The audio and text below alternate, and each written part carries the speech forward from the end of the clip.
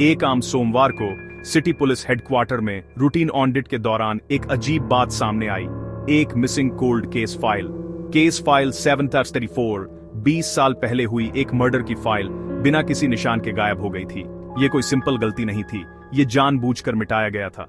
ये केस, जिसमें जर्नलिस्ट आलोक वर्मा का अनसुलझा मर्डर शामिल था, दशकों से डिपार्टमेंट को परेशान कर रहा था। इसका गायब होना रैंक्स में शक की लहर दौड़ा गया। सीनियर ऑफिसर्स ने चुपचाप तलाशी का आदेश दिया, लेकिन फाइल गायब थी।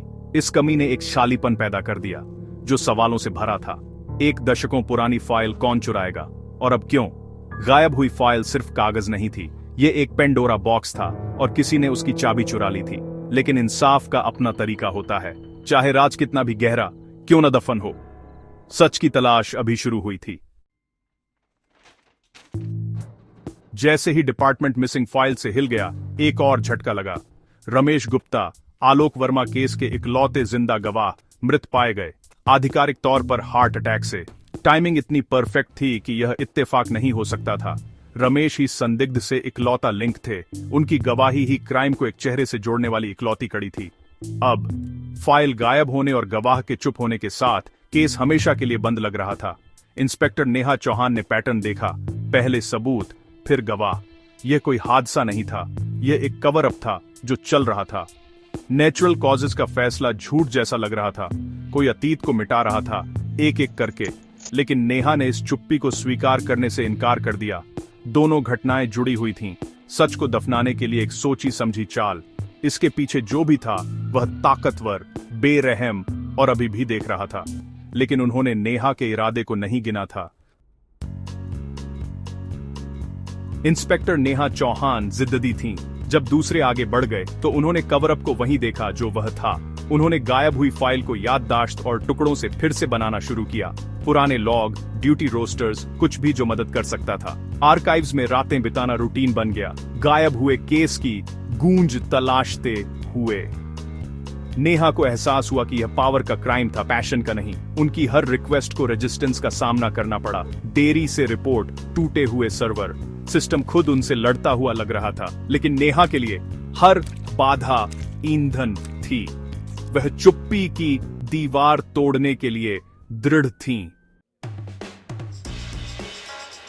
सिस्टम के हर मोड़ पर उन्हें रोकने के बावजूद नेहा ने रिटायर्ड इंस्पेक्टर विक्रम सिंह से मुलाकात की, जो ओरिजिनल इन्वेस्टिगेटर थे। सिंह, जो ग्रामीण इलाकों में शांति से रह रहे थे, उस केस को फिर से देखने से हिचक रहे थे जिसने उनके करियर को परेशान किया था। उन्हें इन्वेस्टिगेशन छोड़ने के दबाव, गायब हुए लीड्स और एक अजीब डिटेल याद आई।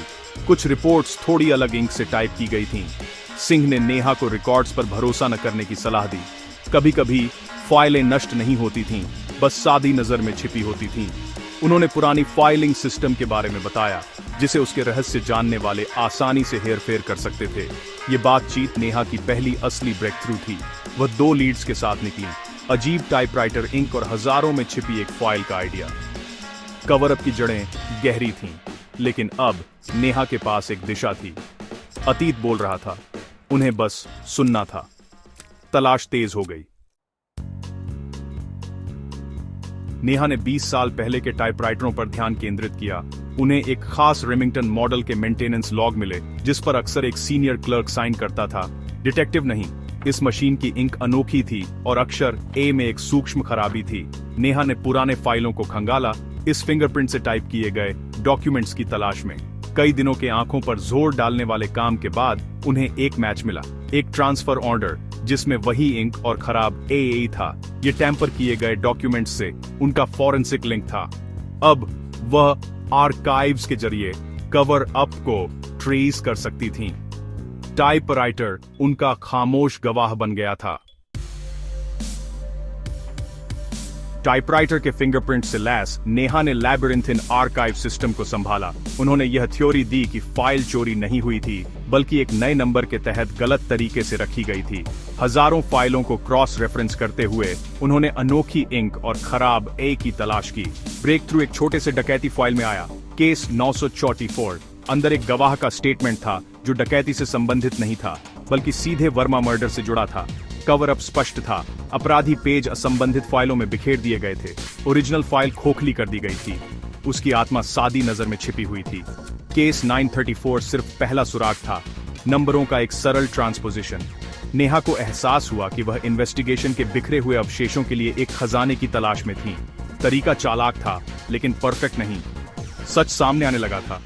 टुकड़े एक साथ आ रहे थे। ट्रांसपोज नंबरों और टाइपराइटर इंक के निशान का पीछा करते हुए नेहा और उनकी टीम ने केस को फिर से जोड़ा। एविडेंस विक्रम राठौर की ओर इशारा कर रहा था, जो एक शक्तिशाली इंडस्ट्रियलिस्ट का बेटा था। आलोक वर्मा राठौर परिवार के अपराधों को उजागर करने वाले थे। राठौर ने वर्मा का सामना किया और यह टकराव जानलेवा हो गया। उनके पिता ने कवर अप का आयोजन किया, अपराध को ब्यूरोक्रेसी में दफना दिया। सबसे चौंकाने वाला खुलासा, राठौर अब एक प्रसिद्ध राजनेता थे, एक किंग मेकर। उन्होंने हत्या और धोखे पर अपना साम्राज्य बनाया था। कवर अप अपनी विरासत की रक्षा करने का एक हताश प्रयास था। असली अपराधी सादी नजर में छिपा हुआ था, सार्वजनिक प्रशंसा में डूब रहा था। केस को फिर से बनाने के बाद नेहा जानती थीं कि सीधी गिरफ्तारी खतरनाक होगी। राठौर अछूत था। उन्होंने शहर की सुरक्षा पर चर्चा करने की आड़ में एक मीटिंग का आयोजन किया। राठौर आकर्षक, शांत था, लेकिन नेहा ने बातचीत को अतीत की ओर मोड़ा।